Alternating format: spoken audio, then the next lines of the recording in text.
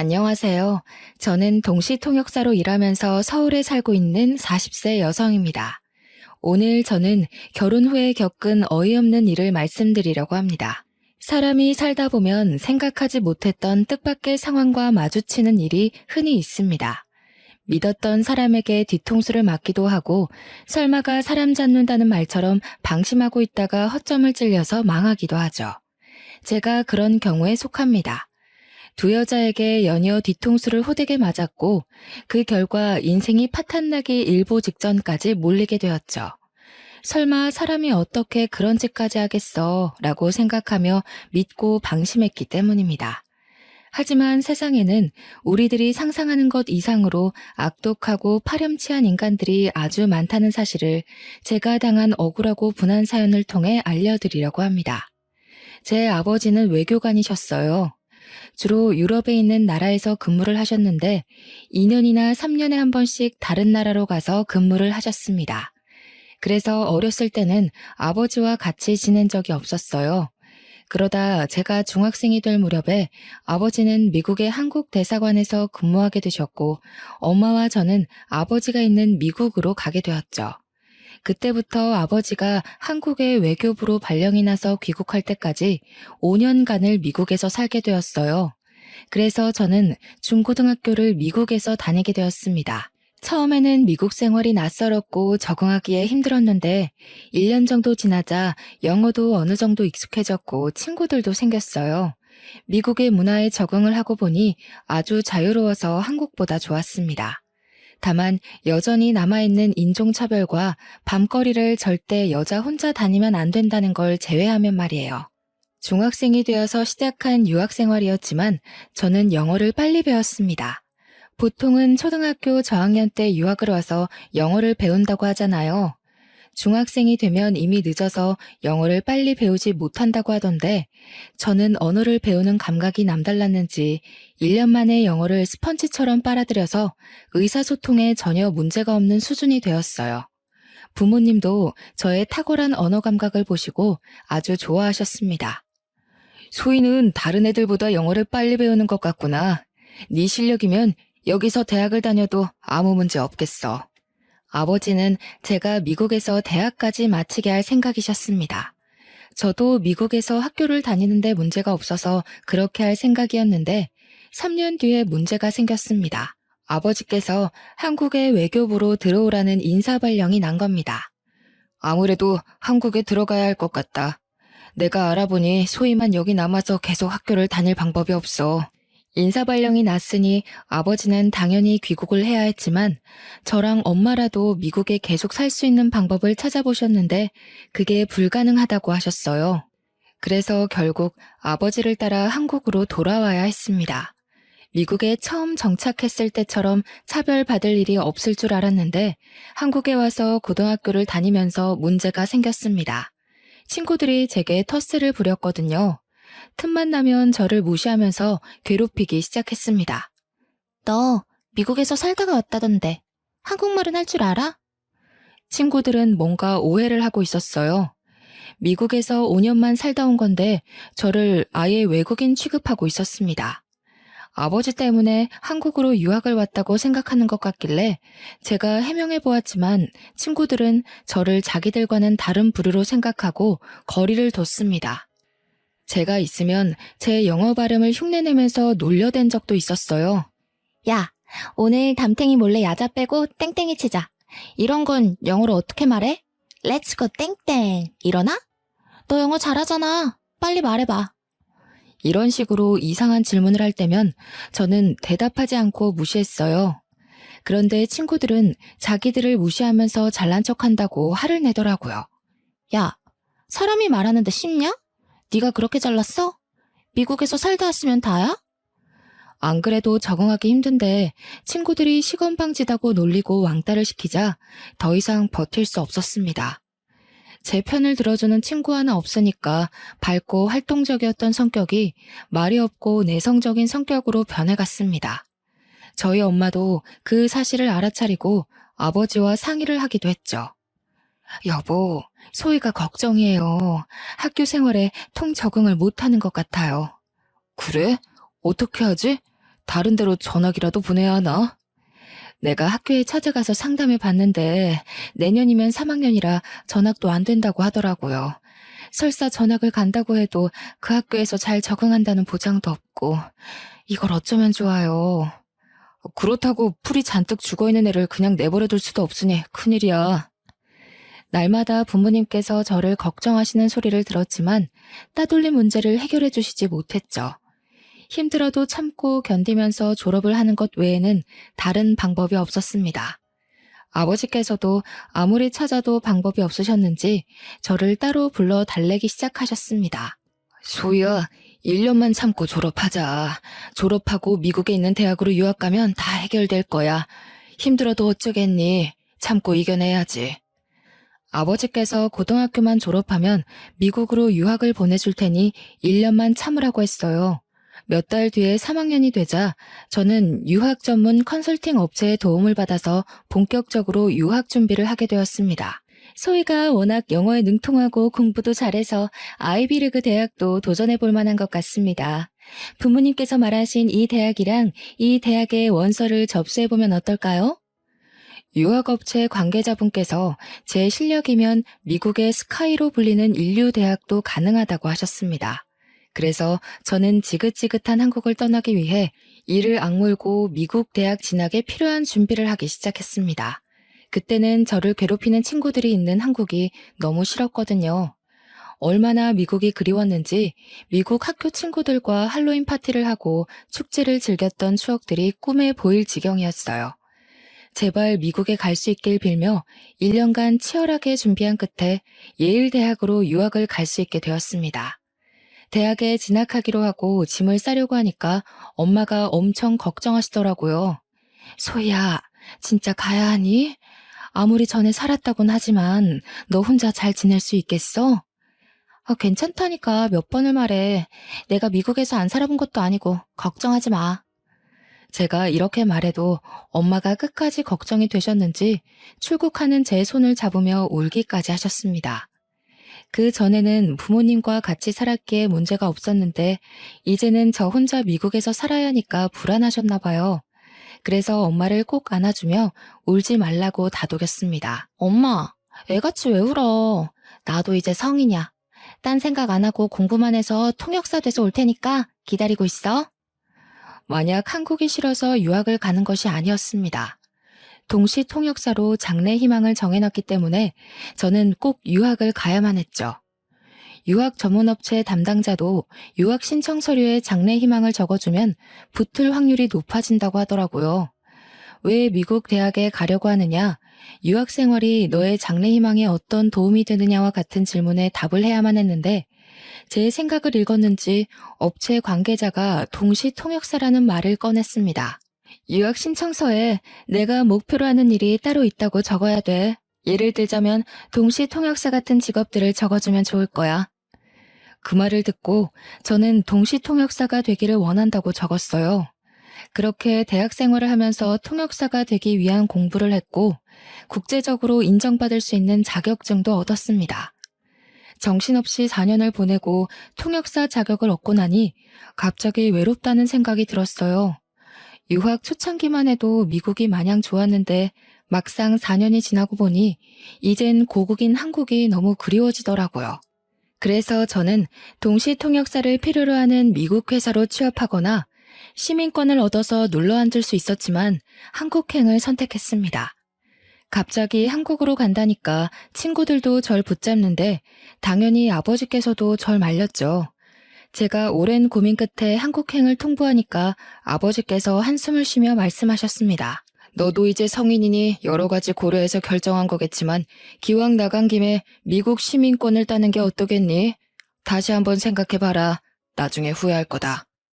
아버지, 전 얼른 한국 가고 싶어요. 이제 혼자서 사는 거 지긋지긋해졌단 말이에요. 그리고 저도 무턱대고 한국 가겠다는 거 아니에요. 스카웃 받은 곳이 있어서 그곳으로 갈 거예요. 아버지가 가길 원했던 미국 대기업은 아니었지만 한국에서 이름만 대면 누구나 알 법한 땡땡그룹과 동시 통역사 계약을 하게 되었거든요. 몇 분 동안 전화 실랑이를 펼친 끝에 결국 아버지께서 두 손 두 발을 드셨습니다. 땡땡그룹에서 3년 동안 일을 하고 있었을 때였을까요? 제가 30을 바라볼 때쯤 남편을 만나게 되었어요. 영국에서 열린 무역 박람회장에서 마케팅 팀장이었던 남편을 처음 만나게 되었습니다. 정말 잘생기고 키도 훤칠한 게 여자들한테 인기가 많을 것 같더라고요. 보는 순간 호감이 들어서 남편과 눈이 마주치자마자 웃으며 인사했습니다. 남편도 저를 보고 환하게 미소 지으며 예의 바르게 인사해 주었죠. 안녕하세요. 정철민이라고 합니다. 잘 부탁드려요. 네, 반가워요. 제가 들으니까 미국에 있는 대학을 나오셨다고 하던데 맞나요? 네, 몇 년 동안 미국 물 좀 먹었습니다.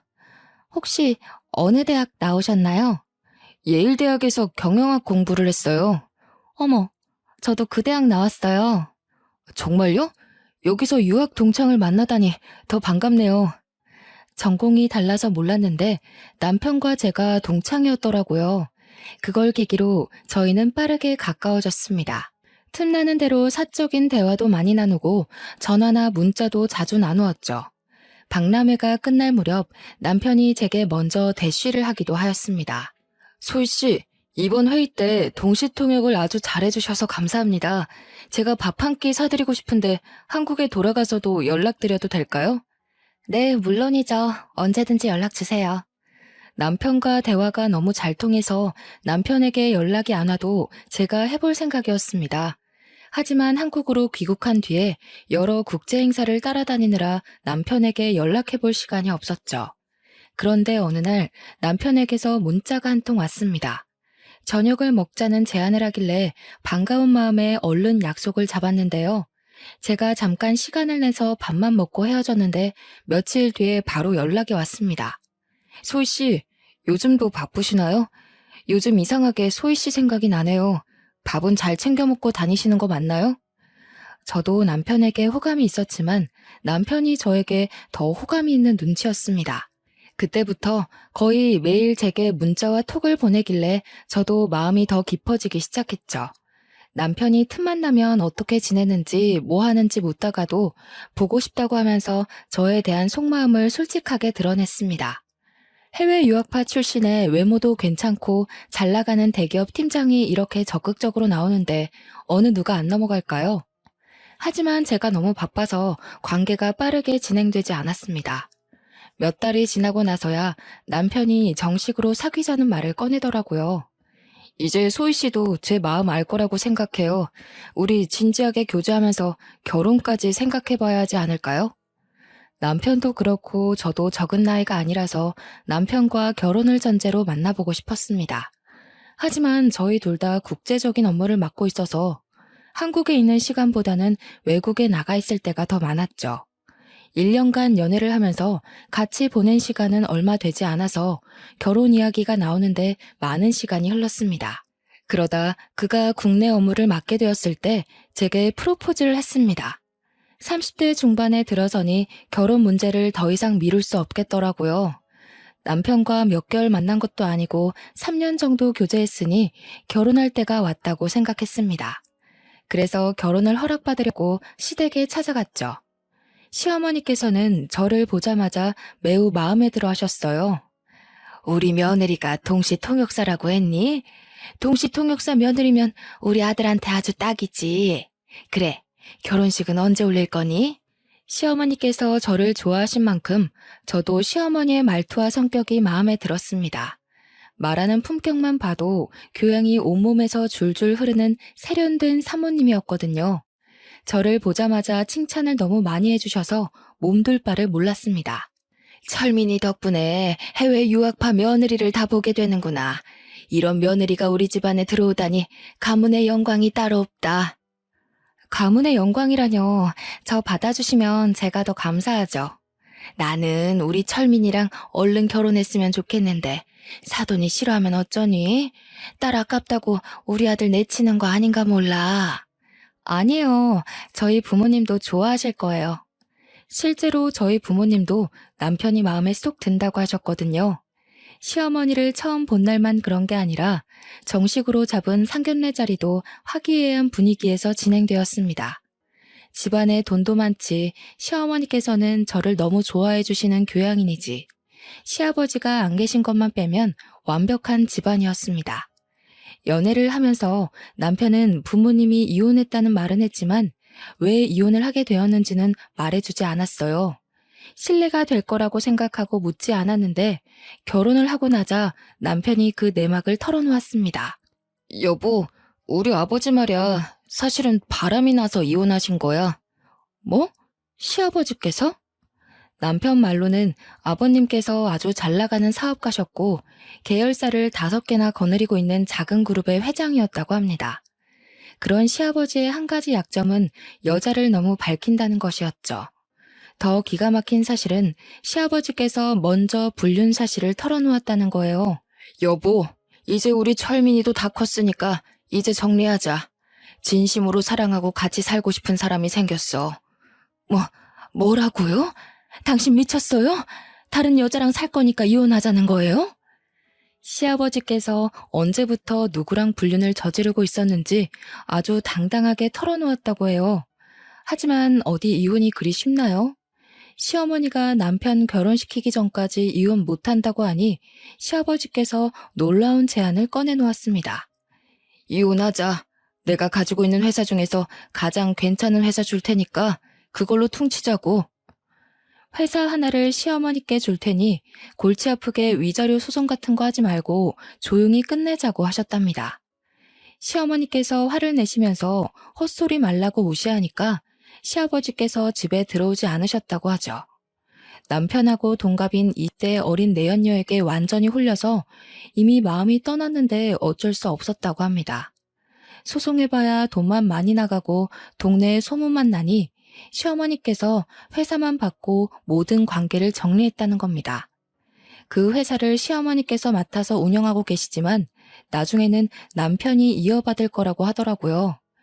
제가 왜 말하지 않았냐고 물으니 남편이 미안하다는 말과 함께 이렇게 말하였습니다. 어느 집안이나 감추고 싶은 흑역사가 있잖아. 그래서 말 안 했던 거야. 당신은 이해해줄 수 있지? 그래, 요즘 이혼하는 사람들이 한둘이 아니잖아. 우리 삼촌도 이혼했는데 잘만 살고 계시더라. 나는 이혼에 편견 없어. 오히려 시아버지께서 스스로 떠나줘서 다행이라고 생각했죠. 바람을 피운 남편 덕분에 사업가가 된 시어머니께서 집안 살림에 큰 보탬이 돼주셨거든요. 그래서 저는 결혼 후에도 통역사 일을 계속하면서 커리어를 쌓아갔습니다. 그렇게 3년이 지나갔고 미국에서 국제회의를 마치고 돌아왔는데 엄청난 사건이 터지고 말았습니다. 일주일 전에 남편이 교통사고를 당해서 세상을 떠났다는 충격적인 소식에 기절을 할 뻔했죠. 시어머니는 아직도 그날 일이 믿어지지 않는다고 하셨습니다. 회사에서 퇴근하고 집으로 온다는 전화가 마지막이었어. 몇 시간을 기다려도 오지 않아서 마음이 불안했는데 병원에서 전화가 왔더라고. 트럭하고 정면으로 부딪히는 바람에 병원에 왔을 때는 이미 이 세상 사람이 아니었대. 아이고, 불쌍한 내 새끼. 어쩌다 그런 봉변을 당해서. 시어머니는 제게 자초지종을 설명해 주시면서 울음을 터뜨리셨습니다. 제가 외국에 있으니 연락도 하지 못하고 장례를 치렀다고 하시더라고요. 저는 졸지에 남편의 임종을 지키지도 못하고 장례식 자리에도 늦은 아내가 되어버리고 말았습니다.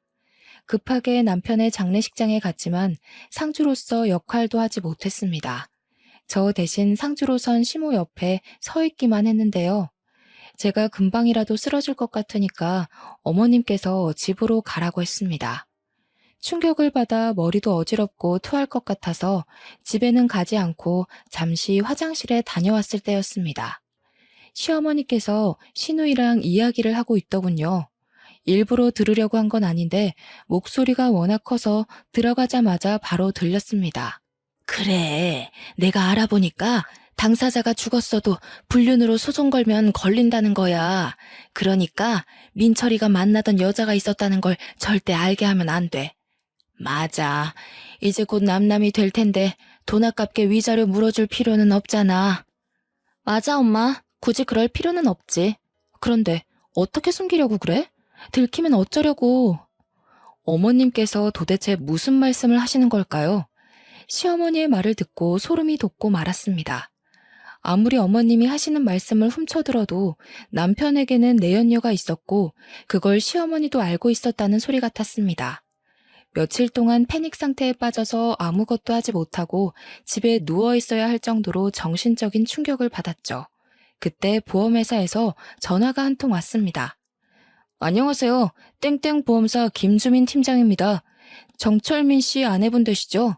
사망보험금 지급 문제로 연락을 드렸는데 경황이 없으시겠지만 보험사에 한번 들려주시길 바랍니다. 네? 보험사요? 저희 남편 사망보험금이... 그제서야 죽은 남편 이름으로 가입했던 생명보험이 생각나더군요. 남편 사망 시 보험금은 제가 받기로 되어 있었습니다. 지금 남편분 사망사고에 대한 경찰 조사는 끝났지만 저희 쪽 조사는 아직 진행 중입니다. 거기에 관련된 보고를 드리려고 하는데요. 언제쯤 뵐 수 있을까요? 보험회사로 가보니 사고조사 담당자가 사망사고의 경우에는 경찰 조사와는 별도로 보험회사에서 다시 조사를 한다고 하더라고요. 보험금을 노린 자살이나 타살 사례가 워낙 많아서 면밀하게 들여본다고 하셨습니다.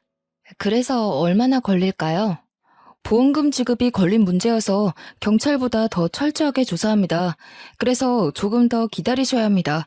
한 달은 걸릴 것 같은데 우선 사고 당시에 같이 계셨던 여성분도 저희가 불러서 증언을 들어야 하고.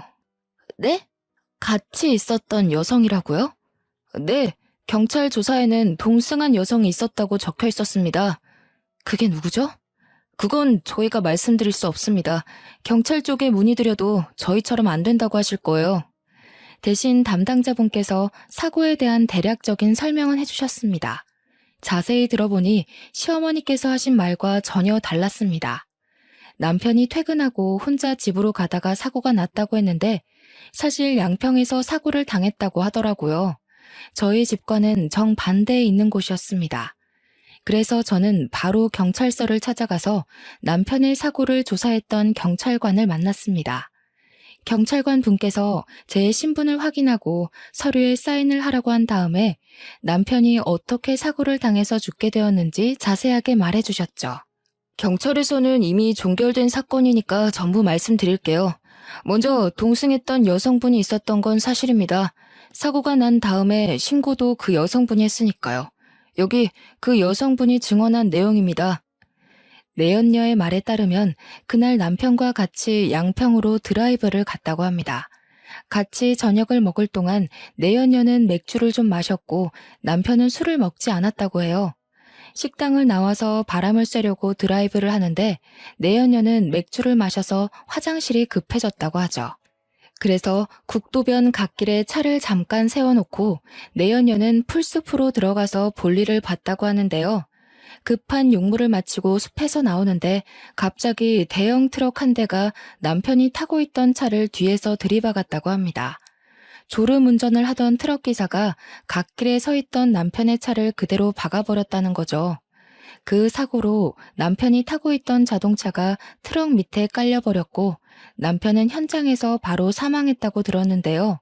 당연히 저는 사건의 진실을 듣자마자 내연녀가 누구인지 물었습니다.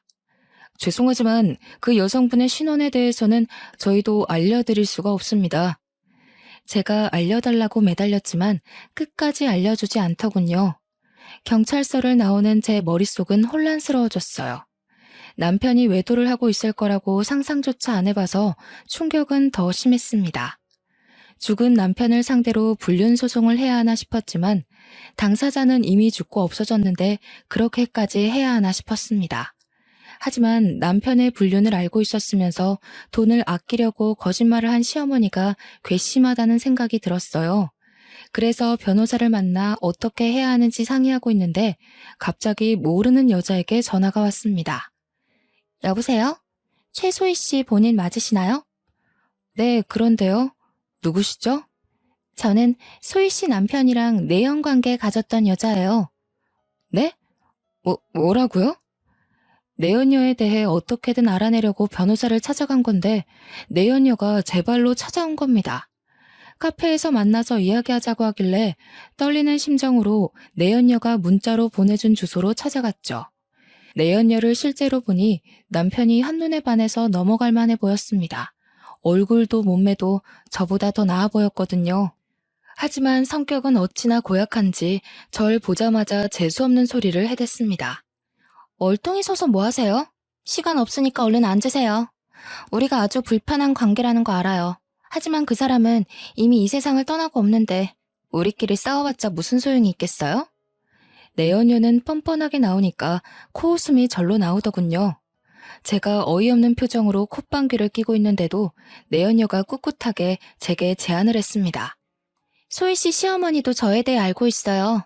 그걸 증명하면 죽은 남편이 아니라 시어머니를 상대로 위자료 청구를 할 수 있다고요. 그래서요? 지금 위자료 청구해서 반반씩 나누기라도 하자는 거예요? 잘 아시네요. 제가 도와드릴 테니까 위자료 5대5로 나눠요. 그쪽도 억울해서 이대로 넘어가기 싫잖아요? 뭐가 그렇게 당당해요? 시어머니 골탕 먹일 증거라도 가지고 있어요? 제가 이렇게 물으니까 내연녀가 녹음 파일을 몇 개 들려주었어요. 내연녀가 시어머니와 나눈 대화를 몰래 녹음했더라고요. 녹음본은 당연히 내연녀와 남편이 저 몰래 만나고 있는 걸 잘 숨기고 있으라는 내용이었죠. 소희 씨가 해외 출장 가면 저희 둘이 같이 살았어요. 아파트 근처에 있는 CCTV도 증거로 내세요. 저희가 들어간 시간대에 시어머니도 자주 집에 들린다는 거 증명할 수 있을 거예요. 내연녀 말로는 시어머니께서 저보다는 자기를 며느리로 앉히고 싶다는 말을 자주 했다고 하더라고요. 저는 그 말을 믿지 않았지만 내연녀는 시어머니가 제 뒷담을 한 것까지 녹음해놓고 있었습니다. 최소히 그 애는 툭하면 비행기 타고 날라버리니? 마누라가 옆에 있어야 마누라지. 1년의 절반은 외국에 나가 있는 년이 무슨 마누라야? 혜정이 네가 우리 철민이 잘 챙겨주거라. 내가 기회 와서 확 이혼시켜버릴 테니까.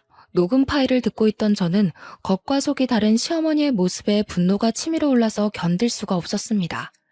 제 앞에서는 간이고 쓸개고 다 내줄 것처럼 굴더니 남편 내연녀 앞에서는 제 욕을 대놓고 했더라고요. 어때요? 이제 제 말 믿겨지시죠? 우리 이대로 한편해요. 이 정도면 증거로도 충분할 것 같은데. 내연녀보다 시어머니에게 복수심이 드는 건 왜일까요? 녹음본을 들은 순간 속이 부글부글 끓더니 눈앞에 있는 여자가 꼭 제 편처럼 보였습니다. 내연녀의 말이 사실이라면 시어머니를 상대로 위자료 청구 소송을 해도 승산이 있을 것 같았죠. 그래서 원하는 게 뭐예요? 아무 조건 없이 본처 앞에 나타나서 제 소송을 돕겠다고 할 리는 없을 것 같은데. 5대5로 반띵하자는 소리 했잖아요. 돈이 급해서 그런 거죠. 별일 있겠어요?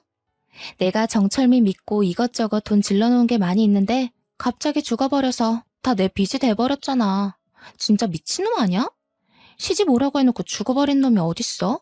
그 말을 들은 순간 정말 정신 나간 여자라고 생각했죠.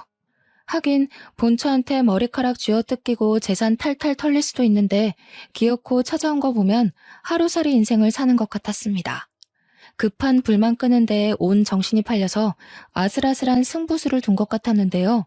이렇게 비정상적인 여자 때문에 시어머니께 복수를 할 수 있게 되었습니다.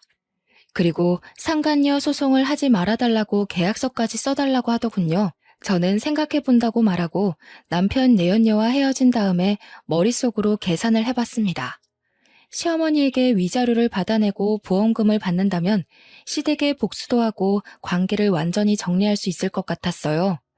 그러다 얼마 후에 보험사에 연락을 받고 내연녀가 제안한 대로 하기로 결심했습니다. 하지만 내연녀에게 연락해서 만나기 전에 시어머니에게 소송을 할 거란 말을 먼저 하면서 사과를 받아야 할 것 같아서 시댁에 먼저 갔습니다. 평소처럼 도어락 문을 열고 들어가니 시어머니께서 뜻밖의 손님과 같이 있는 게 보였습니다. 바로 제가 만났던 남편 내연녀였죠. 안방에서 둘이 뭐가 그리 좋은지 히히덕거리고 있더라고요. 어머님, 그년 아주 바보더라고요. 내가 하는 말을 그대로 믿더라니까요. 그년이 영어만 잘하지 다른 건 아무것도 몰라. 아들이 바람을 피우다가 죽었는데 엄마한테 위자료 달라고 하는 법이 세상에 어디 있겠니? 저는 그년이 당장 상간녀 소송한다고 난리를 칠까봐 얼마나 조마조마했는지 몰라요. 얼른 계약서 받아내야 할 텐데 걱정이야. 곧 받아낼 수 있을 거다. 내가 말했잖아. 세상 물정이라고는 모르는 등신이라고. 어떠냐? 내가 시키는 대로 하길 잘했지? 네, 어머님은 정말 머리가 잘 돌아가세요. 이제 계약서만 받아내고 보험금만 빼내면 끝이니까 서두르자고요. 담당 설계사가 이제 조사 끝났다고 연락 왔어요. 그냥 민증만 가지고 가면 돼요. 둘의 말을 들은 저는 어이가 없고 기가 막혀서 맥이 탁 풀리고 말았습니다. 다리에 힘이 빠져서 주저앉을 것만 같았는데 겨우 정신을 차리고 내연녀와 시어머니가 대화하고 있는 목소리를 녹음해놨습니다. 그리고 급히 시댁을 빠져나왔는데요. 내연녀와 시어머니가 한패였다니. 제가 남편 사망 사건의 경위를 캐고 다니는 걸 안 시어머니가 내연녀를 시켜서 계약서에 사인을 받아놓으려고 했던 겁니다. 그리고 제가 내연녀를 발견해 상간녀 소송을 걸더라도 이기려고 했던 거죠. 변호사를 찾아가서 들어보니 짐작했던 대로 남편이 사망했기 때문에 시어머니에게 위자료 청구 소송으로 민사상의 책임을 묻는 건 불가능하다고 하더라고요. 다만 당사자가 사망했어도 상간녀를 상대로 소송은 얼마든지 가능하다고 했습니다. 이걸 알고 있던 그 인간들은 저한테 계약서를 받아내서 상간녀 소송을 막으려고 했던 거죠. 며칠 후에 내연녀에게 연락해서 생각을 정리했다고 만나자고 했습니다. 내연녀와 저는 처음 만났던 카페에서 다시 얼굴을 마주하게 됐죠. 저는 내연녀를 보자마자 상간녀 소송장을 꺼내서 그년 얼굴에 던져버렸습니다. 이게 뭔지 알아? 상간녀 소송장이다. 내가 미쳤다고 다른 사람도 아니고 내연녀 말을 믿어주겠니? 상간녀 소송이 시작이니까 정신 똑바로 차리고 있어. 네가 가지고 있는 재산 탈탈 털어줄 테니까. 어? 지금 무슨 소리 하는 거야? 상간녀 소송이라니? 내가 네 시모랑 하는 말 다 들었어. 이제 그 할머니 내 시어머니 아니야. 네가 가져. 내가 너랑 네 시모 빈털터리 만들어줄 테니까 기다리고 있으라고. 네가 진짜 정신이 나갔구나. 무슨 증거로 상간녀 소송을 걸었는데? 내가 준 녹음본? 그거 하나만으로 소송 성공할 것 같아? 그래, 이 멍청한 거사. 내가 친히 네 시어머니랑 작당한 것도 녹음해놨으니까 각오하고 있으라고.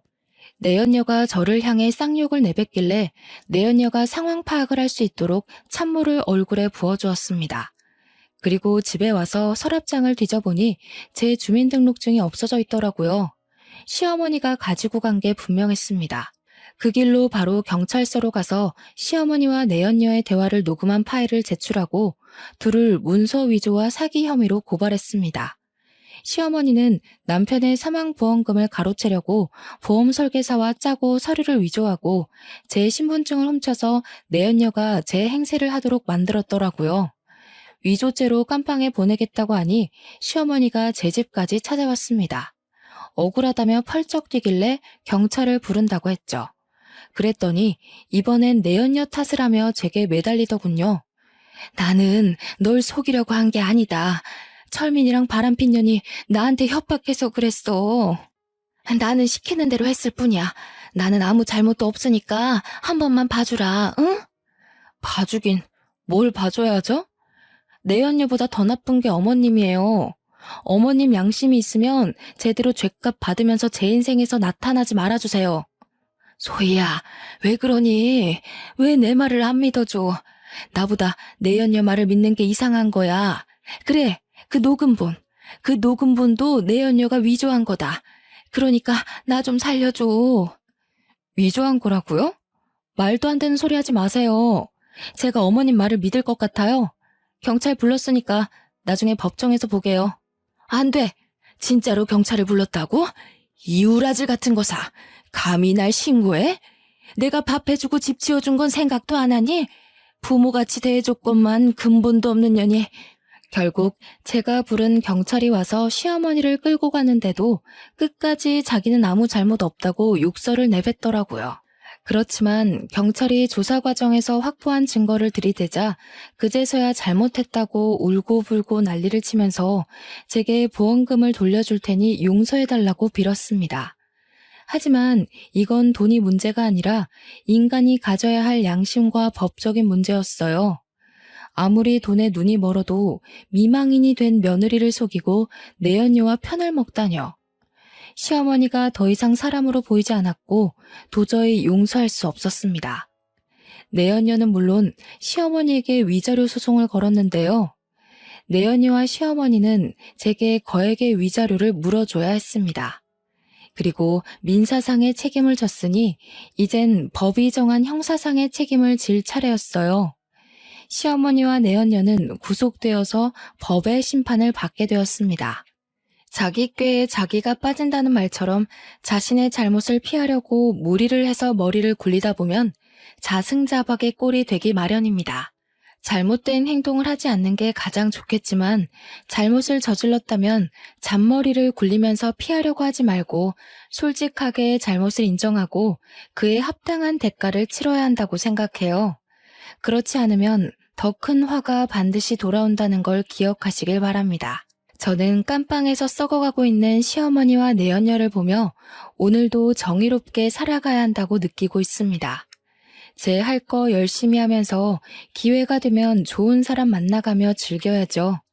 상처를 너무 많이 받아서 제 팔자의 결혼은 무리일 것 같습니다. 끝까지 읽어주신 모든 분들은 저랑 다르게 가족들과 행복하게 잘 지내시길 바랍니다. 감사합니다.